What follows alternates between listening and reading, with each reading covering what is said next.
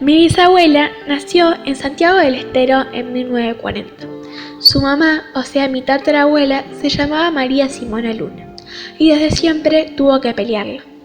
Gladys contaba que la nona, así la llamó toda la familia, tuvo que trabajar desde los 8 años como criada en una casa. La naturalización de las desigualdades sociales no solo se hizo presente en la cuestión de clase. El capitalismo y el patriarcado son grandes aliados, y así fue que la nona se quedó embarazada del patrón de la casa. Al poco tiempo del nacimiento de Gladys, la nona decidió que tenían que huir de ahí, y emprendió camino a Buenos Aires, donde primero trabajó como ama de leche en una cantina de niñas pobres y luego como empleada doméstica en la casa de un teniente coronel. Tiempo después, la nona se fue a trabajar a otra casa, donde conoció a la cocinera, quien se convirtió en su gran amiga, Isabel, y también a Rubén, un camionero de viajes de larga distancia y su gran compañero de vida. Rubén y Gladys se eligieron como padre e hija, y a él toda mi familia le decía el nono. Yo digo que esa delegación del nono fue construyendo también a Gladys. Básicamente se construyó en una fuerte. Por lo menos tenía la parada, esto de enfrentar los riesgos sociales, fue construido que a partir, creo, de estas cosas, ¿no? Y de sentirse que podía estar. ¿Cómo fue el recorrido de madre e hijo en todo este trayecto que comenté? Y me parece que lo más lindo fue que encontré no solamente un sostén, una madre que me acompañó en un montón de cosas, pero también el hecho de podernos encontrar como compañeros de militancia en las luchas. Eso para mí, verla como mamá, verla como hermana, verlo como un familiar, que yo sabía que en ese lugar iba a estar y que sabía que nos íbamos a encontrar en las luchas sociales. Para mí ese es el recuerdo más grato, más lindo y que mejor guardo, además de obviamente los domingos estar comiendo siempre en familia. Pero lo más importante me parece que me dejó es eso, la contención familiar y creo que eso es un poco también lo que yo disfruto de cuando me encuentro con mi hija en una marcha y puedo sintetizar algo de la construcción que hicimos con Gladys. Compartimos las madres, sí. Ella describía maravillosamente a la madre. No, yo no me atrevo a reproducir como lo hacía, pero sí la recuerdo además. ¿Sí? Su madre era una mujer bella, era hermosa y tenía esa habilidad de las madres de esa generación de no enfrentar las situaciones francamente sino a través de la seducción. Y le salía maravilloso. Maravilloso. Lo cual hacía una gran entre Gladys y su madre. Pero convertía la relación en una cosa maravillosa. Desde la actitud seductora de la mamá a la actitud confrontativa de Gladys, era una relación que no tenía desperdicio. Gladys comenzó la escuela primaria y junto a su mamá y papá se mudó en una piecita de un conventillo. La nona trabajaba en la fábrica de Haileret, seleccionando los terrones de azúcar. Ella también decidió ponerse a estudiar, hacer la escuela primaria a la que nunca había accedido en su infancia. Fue un enorme el esfuerzo que hizo la nona para poder acompañar a su hija y juntas aprendieron a leer y a escribir. Era la época de Perón y de Evita. Para Gladys, ella era una figura muy importante, porque entonces las mujeres no tenían un rol tan destacado. Eso sí, yo creo que de esa etapa de su vida ella lo recordaba como una cosa realmente conmovedora. Y sobre todo lo recordaba la dicotomía que tenía cuando ella miraba hacia atrás, el pensar en Eva Perón. Gladys nunca fue peronista, ni siquiera era una persona que políticamente reivindicaba a Eva Perón, ¿no? Su construcción política no iba por ese lugar. Sin embargo, nunca pudo ser, y ella lo confesaba, nunca pude ser, decía, tan rigurosa con Eva Perón cuando la analizo, dado porque estoy involucrada emocionalmente, ¿no? Este hecho de que ella nunca había tenido zapatos. siempre había tenido zapatillas. Y en una visita a la escuela, Eva Perón le regala un par de zapatos maravillosos para ella. Ella lo recordaba con mucha emoción cuando salió por primera vez con esos zapatos. Y siempre lo asociaba que nunca había podido ser rigurosa con Eva Perón, nunca había podido sancionarla como hubiera podido sancionar a otro personaje del peronismo, ¿no? Y era muy conmovedor eso. En 1950 nace Rubén, el hermano de Gladys, y se mudaron a un lugar que le parecía hermoso, las Islas Maciel. Era un lugar empapado de trabajadores. Estaban los del frigorífico La Negra, los obreros de Luz y Fuerza, un grupo importante de trabajadores italianos y polacos, y toda una cuestión de vida muy importante de barrio. En las fiestas sacaban las mesas y todo lo que tuvieran para compartir con los vecinos en la calle de tierra. No estaban dadas las condiciones para que Gladys continúe sus estudios secundarios. Le pudieron ofrecer un estudio de taquigrafía y máquina para que empezara a trabajar y se solventara los gastos. Así fue que a sus 15 años comenzó a trabajar. Su papá le había dicho que no le aguantara una pulga a nadie, y para ella esto fue central. En 6 meses cambió 3 veces de empleo. Siguió trabajando, pero primero como empleada, luego como secretaria, y así siguió su vida hasta que nació mi abuelo ruso en 1965. Y muchísimo representa, ¿no? Fue un cimiento en el tema de derechos humanos, porque yo venía de una formación política más que de derechos humanos, de ese ala. Y bueno, significó poner las bases a una militancia y a un compromiso con un sector de la sociedad totalmente ignorado y vapuleado, que es el de los privados de libertad.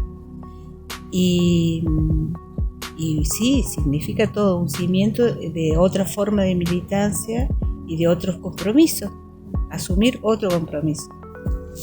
Es muy importante Gladys en mi vida. Gladys tenía un color muy bello de ojos.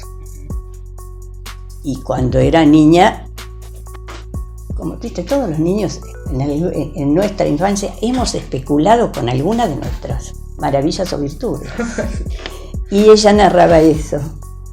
Ella sabía que era la niña rubia de ojos celestes en un barrio pobre, ¿sí? Y entonces había aprendido a usar las miradas, los ojos y demás para sacar ventaja de eso. Desde el kiosquero le convidara un caramelo hasta que el kiosquero le tirara una monedita de pasada.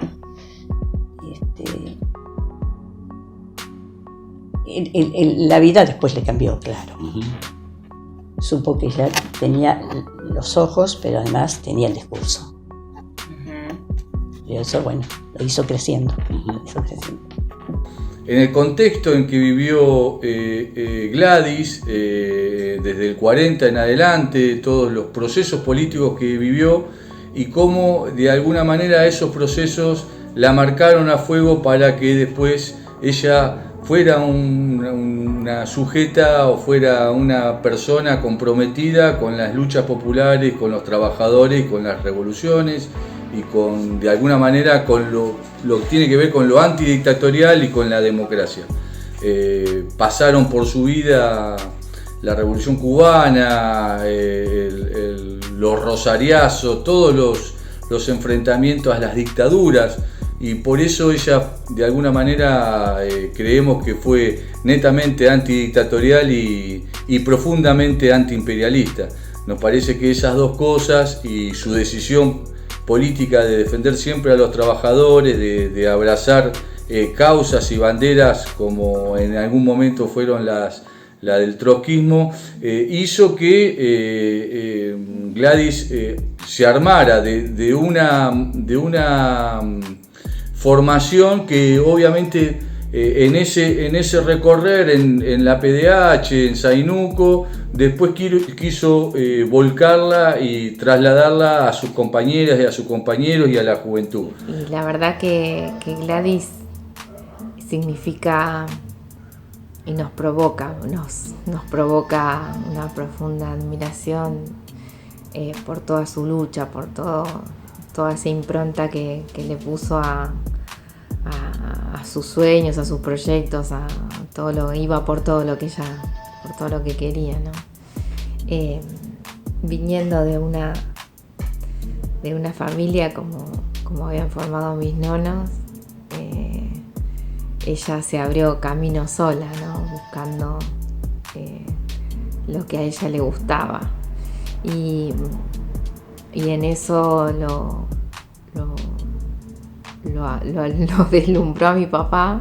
Comenzó el secundario en una escuela para mujeres jóvenes y adultas un año después del nacimiento de su hijo Germán. Se abrió un nuevo mundo para ella de la mano de Haroldo Conti, su profesor de latín.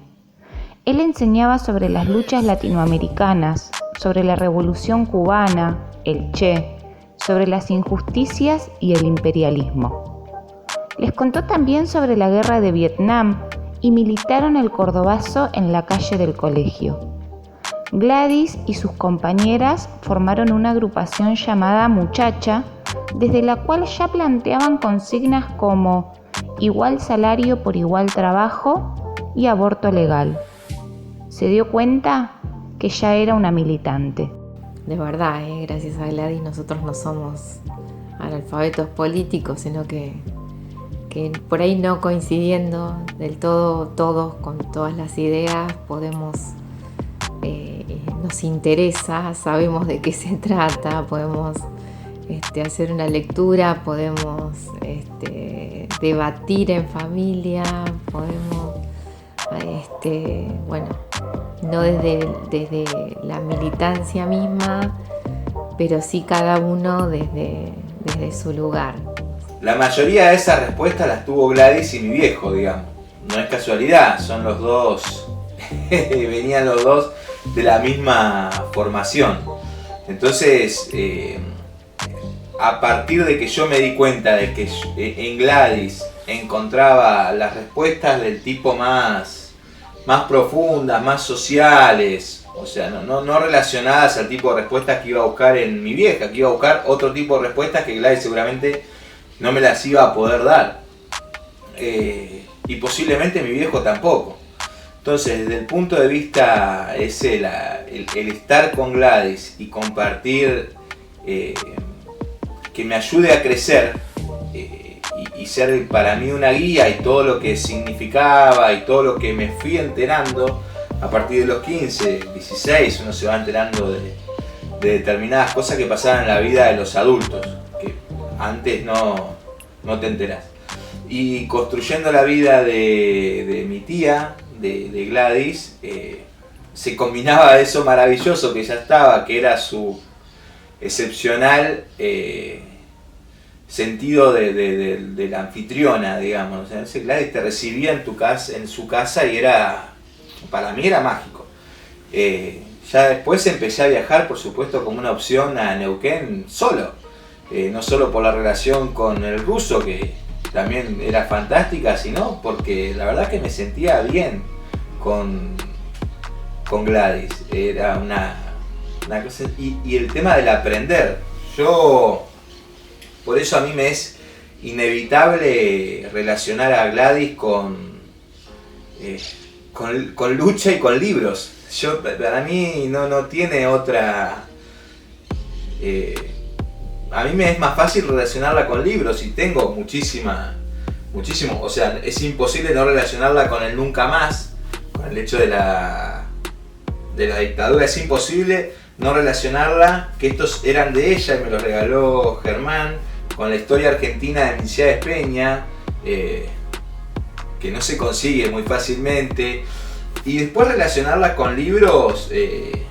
Una vez fui y le digo, bueno tía, ¿qué tenés para leer? Yo siempre escuchaba mucho los consejos de ella para lo que pueda leer, y bueno, me recomendó este libro que era de ella, y yo me faltaba muy poquito para terminarlo, y me dice, no Juanjo, por favor, llévatelo. Me dice, espera, y me abre la hoja, y su libro me pone a mi sobrino Juanjo para unos días para el recuerdo.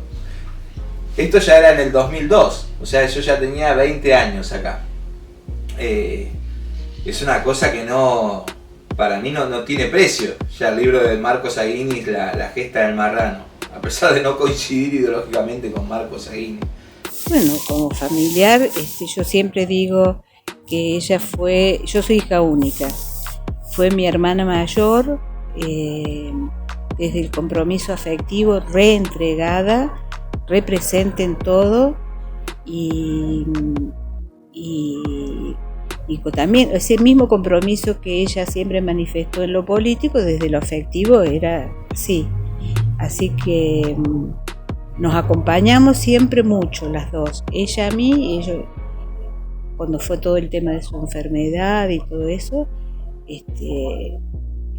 fue una compañía mutua, ¿no? Y así fue el dolor también de su partida.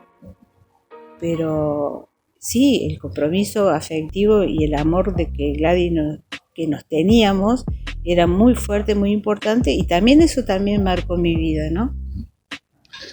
Como ella tenía su propio estilo muy particular, pero bueno, sobre todo en el estilo de cómo vivía. Su estilo de vida me gustaba mucho. Leer, la influencia sobre la lectura, los libros que me prestaba para que yo lea cuando iba a Neuquén. Yo me quedaba un mes en Neuquén, entonces bueno, me prestaba libros y yo leía. Mucha influencia sobre la música que escuchaba. Yo en Neuquén escuchaba Silvio Rodríguez, Pablo Milanés, Mercedes Sosa, Víctor Heredia, bueno, todo ya en plena, más en plena democracia, ¿no?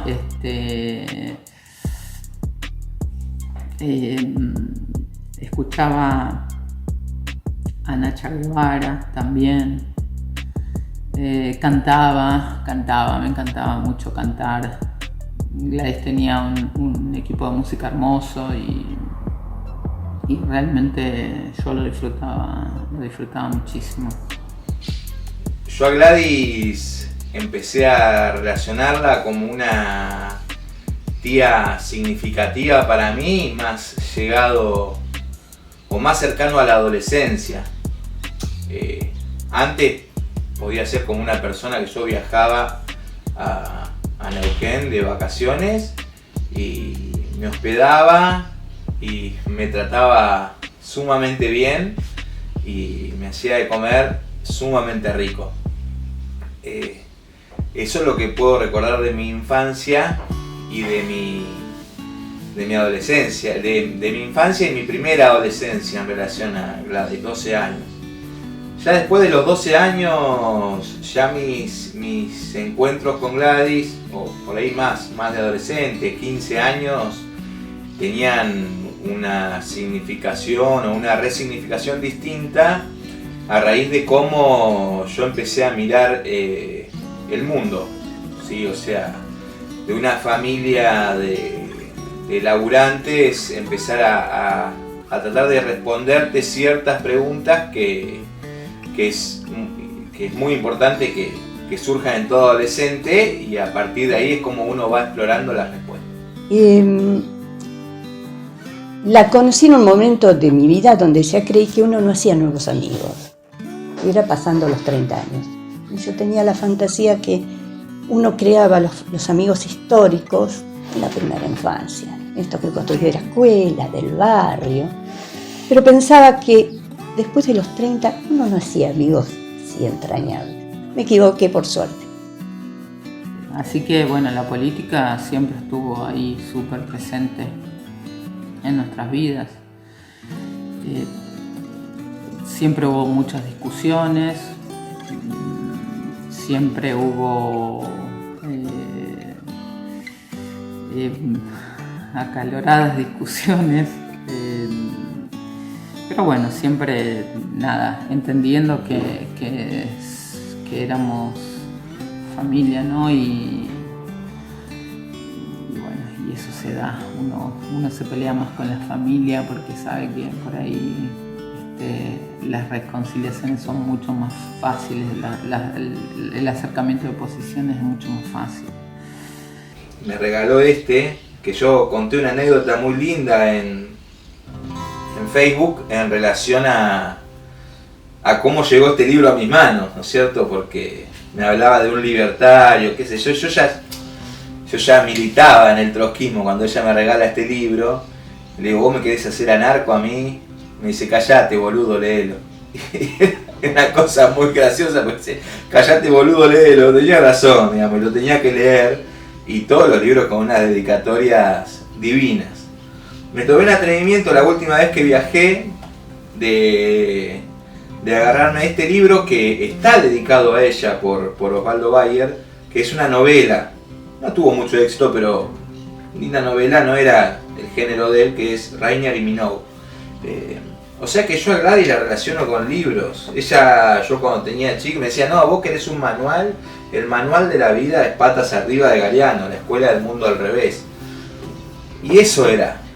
Y era una gran y asidua lectora y era una fuente inagotable de experiencias. O sea, la combinación de poner el cuerpo, porque Gladys ponía el cuerpo en todo lo que hacía, con esa combinación de dulzura, porque una persona sumamente dulce, que te recibía, te preguntaba qué querías comer, qué querías tomar, y una cosa, pero uno se sentía de 10, y combinándolas con esa lucha que uno ponía al cuerpo, ¿no es cierto? La verdad que yo siempre me río, digo, la verdad yo tenía una tía que era única, fundó una asociación para defender los derechos de los presos en las cárceles.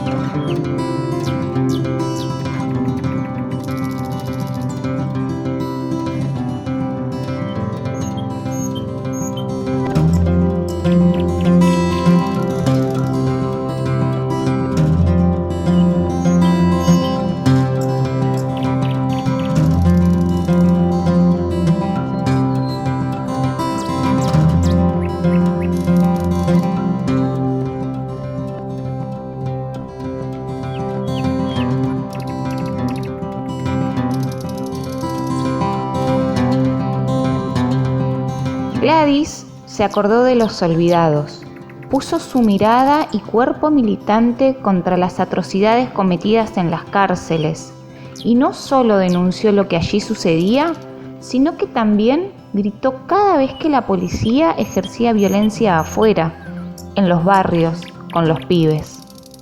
Señaló que ningún pibe nace chorro y siempre estuvo donde había que estar, con su puño cerrado y su corazón abierto.